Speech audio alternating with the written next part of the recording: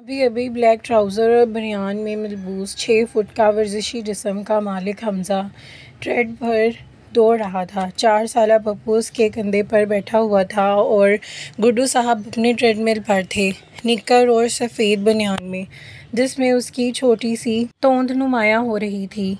Treadmill से फ़ारिग होकर Hamza pushup करने लगा था। अब गोल मटोल पप्पू उसकी कमर पर बैठा हुआ था और ऊपर नीचे होता हुआ तालियां बजा रहा था, शुगर फरमा रहे थे और गुड्डू साहब भी पुशअप कर रहे थे। बस फ़र्क इतना था कि वो पूरे का पूरा सीधा ज़मीन पर हाथ पाँव फैलाकर लेट जाता था। गुड्डू ने पैर पसार कर, चाचू यार अब बस, मैं बहुत थक गया हूँ। हमज़ा ने घूर कर ज़मीन पर लेटे गुड्डू को देखा। अभी तो बस 1 घंटा हुआ है और तुम थक गए हो। चलो उठो, सो तक उठो, उठक बैठक करो। गुड्डू ने उससे पूछा, चाचू आप शादी कब करेंगे? हमज़ा ने लताड़ा, क्यों, मेरी शादी की इतनी फ़िक्र क्यों है? अभी कौन सा मैं बूढ़ा हो गया हूँ?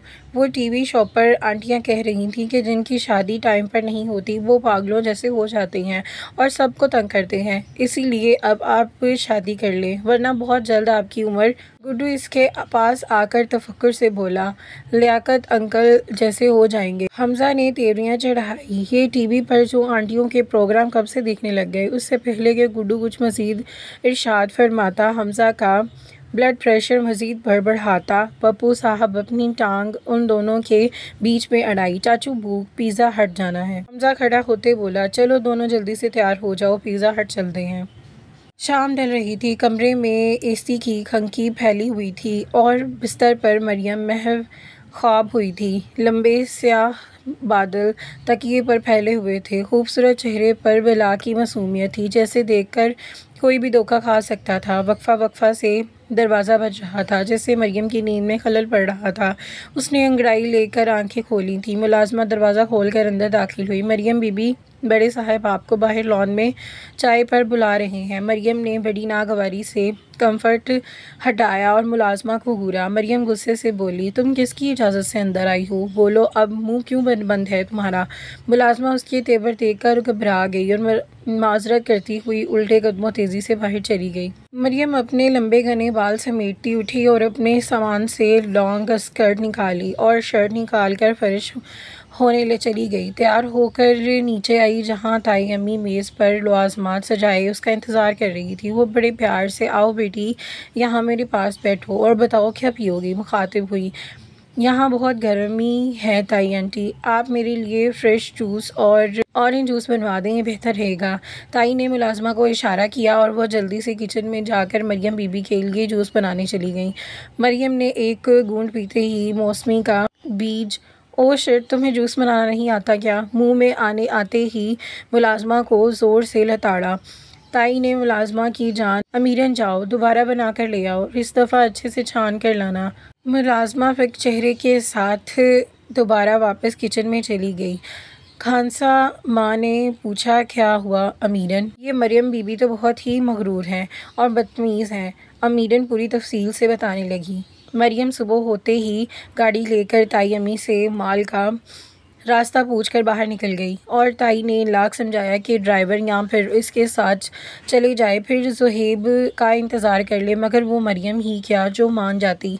उसके सब बातों को एक कान से उड़ाती हुई नसीहतों की नफ़ी करती वो ड्राइवर से चाबी लेकर गाड़ी रोड पर निकाल दी और अब तेज़ आवाज़ में म्यूज़िक सुनती हुई वो जीपीएस में एड्रेस देखती माल की तरफ जा रही थी कि सामने से आते ट्रक को देखकर वो घबरा गई और तेज़ी से बिना देखे गाड़ी मोड़ ली, जिसके नतीजे में गाड़ी फुटपाथ पर एक बूढ़े फल वाले की रेडी से ज़ोर से टकरा गई और गरीब बुजुर्ग रेडी वाला सड़क पर गिर पड़ा और उसका ठेला भी उलट गया। एसपी हमज़ा, जो सादा लिबास में इधर एक केस की तफ्तीश करने आया था, तो गाड़ी के टकराने की आवाज़ सुनकर तेज़ी से इसकी तरफ आया और उस बुज़ुर्ग की रेडी वाले को सड़क से उठाने में मदद की। इतने में मरियम भी हवास बहाल हो चुके थे और गाड़ी से उतरकर उनके करीब। वो तुम्हें तमीज़ नहीं है, सड़क के किनारे पर ठेले लगाते हो, अगर मुझे कुछ हो जाता तो? इस बूढ़े पर बरस पड़ी।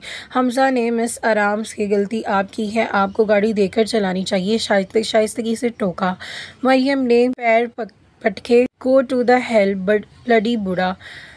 अब के हमज़ा ने सामने खड़ी 20 साल की इस घमंडी अमीरजादी को खशम की नज़रों से घूरा और सर्द लहजे में गोया हुआ। मोहतरमा, आप अभी के भी इस बुजुर्ग से माफ़ी मांगेंगी और इनका नुकसान अदा करेंगी, उसे पूरा करेंगी, वरना मैं आपको थाने में ले जाकर बंद कर दूंगा।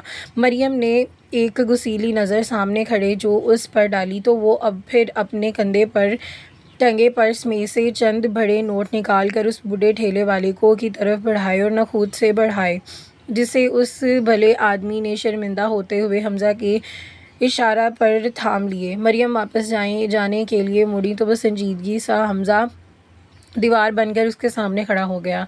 मरियम ने अपने बढ़ते कदम रोककर सामने खड़े अपालू के मुजस्मे जैसे खूबरू हमज़ा को देखा। मरियम तिलतमा कर बोली, अब क्या मुसीबत है? रास्ता क्यों रोक रहे हो? आप शायद कुछ भूल रही हैं। माफ़ी मांगना, वो सर्द लहजे में बोला था। माफ़ी माई फुट, रास्ते से हटो वरना मैं तुम्हारे खिलाफ पुलिस में रिपोर्ट दर्ज करूँगी। और बिलबिला कर बोली थी। शौक, आप अपने शौक से रिपोर्ट दर्ज करवाएं, बल्कि कहिए तो मैं आपको खुद थाने ले चलता हूँ। मगर हमज़ा रास्ते में चट्टान की तरह खड़ा है इस वक्त, तो आपको इस बुज़ुर्ग से माफ़ी मांगनी पड़ेगी। वो बुज़ुर्ग हमज़ा से, बेटा जाने दें, बीबी जी ने नुकसान भर दिया है, बस इतना काफ़ी है। मगर हमज़ा टस से मस ना हुआ और मरियम ज़िद चाहकर उसके ठेले वाले की तरफ बढ़ी। आई एम सॉरी, पत्थर की तरह चंद अल्फाज मारकर वो हमज़ा को धक्का देती हुई गाड़ी में बैठकर जन से गाड़ी को भगा ले गई। और इसका मूड ख़राब हो चुका था, इसीलिए शॉपिंग का इरादा तर्क करके वो वापस घर की जाने पलट गई थी। सैटरडे का दिन था। गुड्डू और पप्पू दोनों का गार्डन में फुटबॉल खेल रहे थे और बाहर बैठा चौकीदार उन दोनों बच्चों पर नज़र रख रहा था। हमज़ा अंदर आराम कर रहा था। गुड्डू और पप्पू में फुटबॉल का मैच जारी था। हरी सरसब्ज घास पर वो दोनों गोल मटोल बच्चे आपस में मगन थे जब पप्पू के घास पर गिरने की आवाज़ में बैठ गया।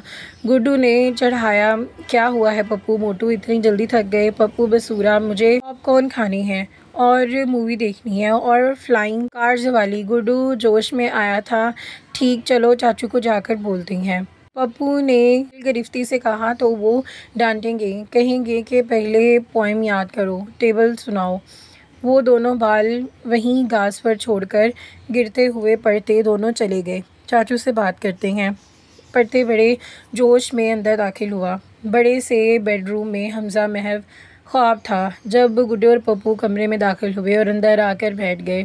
पप्पू को अचक कर सोए हुए हमज़ा के चौड़े सीने पर बैठ गया और गुड्डू साहब हमज़ा के चेहरे पर अपनी छोटे छोटे हाथों से ज़ोरदार चिमाटे मारने लगे। हमज़ा ने बड़बड़ा कर आंखें खोलीं तो उसे जगाता देखकर गोलू सा पप्पू हंस पड़ा। हमज़ा ने सबसे पहले गुड्डू को अपने दाएं बाजू में दबोच कर बाएं में पप्पू को जकड़ लिया। क्या बात है शैतानों, मुझे क्यों जगाया है? और गुड्डू, यार इतनी ज़ोर से कौन मारता है?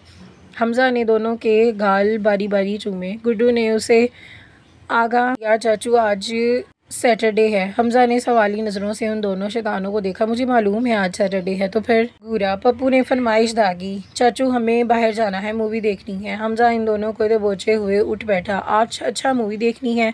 गुड्डू ने जोश, जी चाचू, मैं बहुत ही फाइटिंग है और कार चीजिंग भी है, डिशू से कहा। पप्पू ने अपने छोटे चाचू, उसमें जो लड़की है ना उनकी ब्लू आइज़ हैं, माई फेवरेट। छोटे हाथों में हमज़ा का चेहरा था। उन्हें लुकमा दिया। वो बहुत हॉट है और प्रीटी है चाचू। हमज़ा ने शौक से दोनों को देखा। ब्लू आइज़, हॉट, सारे नमूने में मेरी ही किस्मत में हैं। अबे शर्म करो, तुम दोनों इस उम्र में लड़कियों को नहीं कार्टून्स देखते हो और स्टोरी बुक्स पढ़ते हो, गेम खेलने चाहिए। पप्पू ने रिश्वत के तौर पर उसके गाल पर किस किया तो वो, चाचू अच्छा चलते हैं, मूवी नहीं, ऐसा करते हैं पहले मॉल चलते हैं, टॉय शॉपिंग करते हैं। हमज़ा ने पूछा, फिर प्ले लैंड चलेंगे, डिनर? बोलो ठीक है। पप्पू और गुड्डू टॉय और प्ले लैंड का सुनकर खुशी से उछल पड़े तो हमज़ा ने से लिपट गए। इकबाल साहब मेज़ पर बैठे ताई से बात कर रहे थे। बेगम, वक्त कम है, तुम कल मरियम को लेकर किसी बहाने से ऑफिस ले आओ, मैं वकील साहब को बुलवा लाऊंगा, इससे पेपर साइन करवा लेंगे, क्योंकि घर में तो किसी से मिलने को तैयार नहीं है। इकबाल साहब बोले, इकबाल साहब आप मुझे लिखवा लें, ये लड़की हाथ आने वाली नहीं है और ना ही पेपर साइन करेगी। ताई ने खुद से बोली थी, मेरी माने तो इसे चलता करें, तुम्हारी अकल वाकई ही घास चढ़ने चली गई है। ये घर ऑफिस बिजनेस सब इसके नाम पर है। एक ज़रा इकबाल साहब गर्म हुए थे, गलती से हम सड़क पर आ जाएंगे और फिर कुछ और सोचें। आप देख ही रहे हैं कि मरियम कितनी तेज़ और चालाक है। इकबाल साहब बोले, ठीक कहती हो, ये लड़की बहुत तेज़ है। ताई यारी एक दफ़ा जायदाद हाथ लग जाए तो फिर देखता हूँ। इसे तीर की तरह सीधा कर दिया तो उससे बोली, ठीक है बेगम, हम इनका प्रोग्राम बनाकर इसे बहाने से शहर से दूर किसी फार्म हाउस ले जाते हैं और वहाँ डरा धमका कर मरियम का निकाह ज़बरदस्ती ज़ुहैब से करके इसे चिड़िया के पर काट देंगे। वो अपना शैतानी मंसूबा बना रहे थे। मरियम जब वापस आई तो कमरे में बंद थी। मुलाजमा ने लाउंज के लिए बुलाने आई थी तो उसने सख्ती से मना कर दिया और उसे रह रह कर उस जवान पर गुस्सा आ रहा था जिसने उसे यानी मरियम शाह को इस मामूली ठेले वाले से माफ़ी मांगने पर मजबूर कर दिया था। वक्त काफ़ी गुजर चुका था। इसके दरवाजे पर दस्तखत हुई थी और इजाज़त लेकर अंकल और ताई अंदर दाखिल हुए। इकबाल ताया ने तशवीश से, क्या बात है बेटा, आज लंच पर नहीं आई, तबीयत तो ठीक है ना, पूछा। मरियम ने बुझे लहजे में जवाब दिया, बस ताया अंकल मूड नहीं है, कमरे में बंद होकर वो तो बीमार हो जाऊंगी। चलो उठो, ज़ुहैब आता ही होगा, कहीं बाहर आउटिंग पर चले जाते हैं, ताई अम्मी बड़े प्यार से बोली थी। मरियम बाल समेटते उठी। ताया अंकल, आप कल पापा के वकील को बुलवा लें और पेपर चेक करता चाहती हूँ और मेरी वापसी। मरियम कती लहजे में कहती एक्सक्यूज़ करती वॉशरूम चली गई कि सीट भी बुक करवा दें। ताई ने सरगोशी की, देखा आपने मुझे, मैंने कहा था ना ये लड़की बहुत चालाक है। चुप करो, मुझे सोचने दो ज़रा। कभी किसी तरह भाई साहब मरहूम के वकील से नहीं मिलना। इकबाल साहब परेशानी से बोले, तो वो ना ही पर्स पढ़ने देने हैं इसे। मरियम फ़्रेश होकर बाहर आई तो ताया ताई अभी तक कमरे में मौजूद उसका इंतज़ार कर रहे थे। मरियम बेटा, अभी वकील के साथ तो किसी काम से शहर चले गए हैं और इसीलिए मैंने सोचा है कि कल तुम्हें फार्म हाउस ले चलता हूँ, वहाँ घोड़े भी होंगे। याद है तुम्हें बचपन में इकबाल साहब, इकबाल भाई और साथ हर वीक एंड घुड़सवारी किया करते थे। वो गुवारी से बोले। वो चुप सी हो गई, फिर फैसला करके खड़ी हुई, जी अंकल, मगर कल। ताया अंकल, मुझे अपनी गाड़ी की चाबी दें, मुझे यहाँ के गर्मी के लिहाज से कपड़े ख़रीदने हैं, फिर कल अगर मूड हुआ तो फार्म हाउस चले जाएंगे। वो उनके हाथ से चाबी पकड़ती बाहर चली गई। इकबाल साहब देख ही रहे थे, अगर मूड हो तो फार्म हाउस जाएंगी, वरना यही हमारे सीने पर मूंग डाले। साहबजादी, कितना समझाया है तुम्हें, इसे भी मरवा देते हैं। 10 साल पहले भी तो आज तक ताई तंग कर बोली थी। परेशानी तो ये है, ये भी इस हादसे में बुरी तरह ज़ख्मी हुई थी, इसकी याददाश्त तक चली गई थी, इसीलिए तो इसकी खाला को दे दिया था। मुझे क्या पता था डीट ठीक हो जाएगी, मगर तुम फिक्र ना करो, अगर घी सीधी उंगली से ना निकला तो मुझे उंगली टेढ़ी करना आती है। तुम ज़ुहैब के साथ इकबाल आज शाम ही निकल जाओ और निकाह का इंतज़ाम करो, मैं मरियम को बहला फुसला कर लेकर आऊँगी। और यहाँ पर हमारी किस का इख्तिताम होता है। इंशाल्लाह मिलते हैं नेक्स्ट वीडियो में। दुआओं में याद रखिएगा। अल्लाह हाफिज़।